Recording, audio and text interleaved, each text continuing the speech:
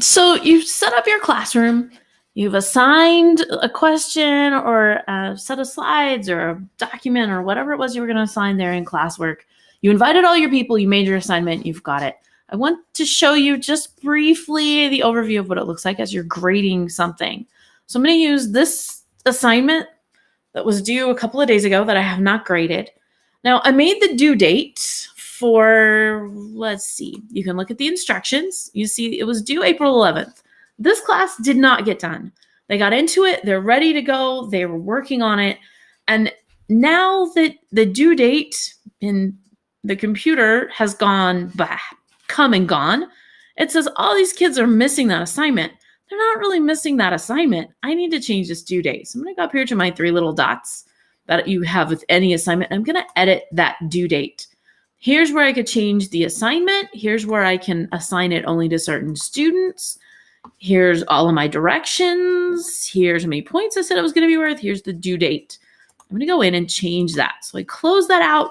I'm going to make it due Monday because they're going to have some more time. They're just about done. I have it in this topic. I already have an attachment because I kind of changed the focus of the assignment after we did it. And then I'm going to save it so that those students don't keep getting notifications that tell them that this assignment was missing. And so that when I look at it, now that ugly red mark that says this is missing is gone because it's really not missing. You can go in and change those due dates however you need to. When you're ready to grade the assignment, here's what the screen looks like. This is what the teacher sees. I've got a list of all of my students. The ones that are turned in are here at the top. The rest that are assigned but not turned in are down below that. You can see the total number that you've got to look at. And from here, you can click on each individual assignment and grade it. So I'm going to look at Gabby's because I can. I don't think she would mind. You open it up. It's going to show me her set of slides. We're working with the idea of making a bucket list. We've kind of morphed that into the idea of making an impossible list, if you know what that is. I didn't know what that is till last week. So they had to make a title slide and put in some information. They used Google Slides. They used Google Keep. They put in pictures. It's a really nice culminating activity, I hope. And so I can see her assignment. I could watch it full screen.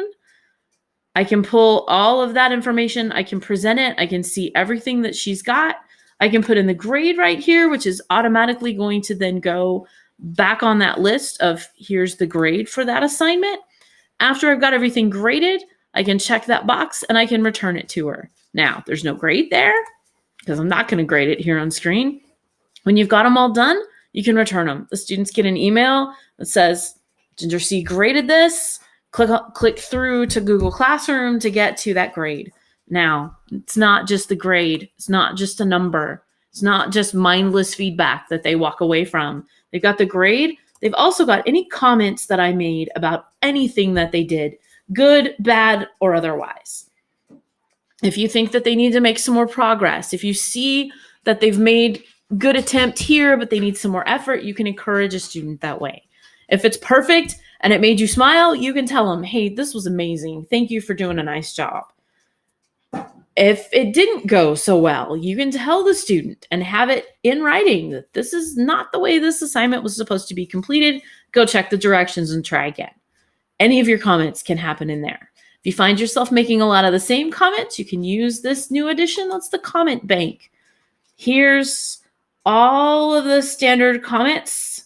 This one about red underlining, that means you spelled the word wrong. Right-click on it and find suggestions for correcting it. I found myself saying this a lot. And so rather than say it every single time, I put it in the comment bank. I can click on those 3 little dots and copy it to the clipboard and paste it into the comments for that student for that assignment. If you find yourself making the same set of comments, this is the grading interface. It will make your life incredible as you are grading things. You can flip through from one person to the next and look at the next assignment and the next assignment and the next assignment and the next assignment. You can also scroll down and look and see just who has it done or grade certain assignments from certain students at certain times. If I've got somebody who is absent, like this student, I can say absent, excused, or whatever else it is I need to say.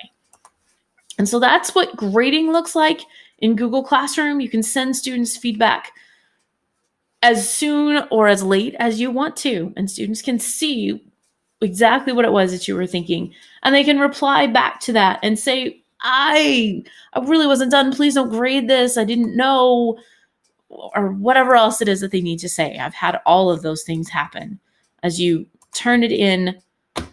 And even if it's not turned in, like these aren't, I can see what they created and start giving them feedback now if I have time or if I have that inclination. If I want to just leave it for them, I can leave it and let them continue on at their own pace, especially in this class where nobody's done. So that's what grading looks like in Google Classroom.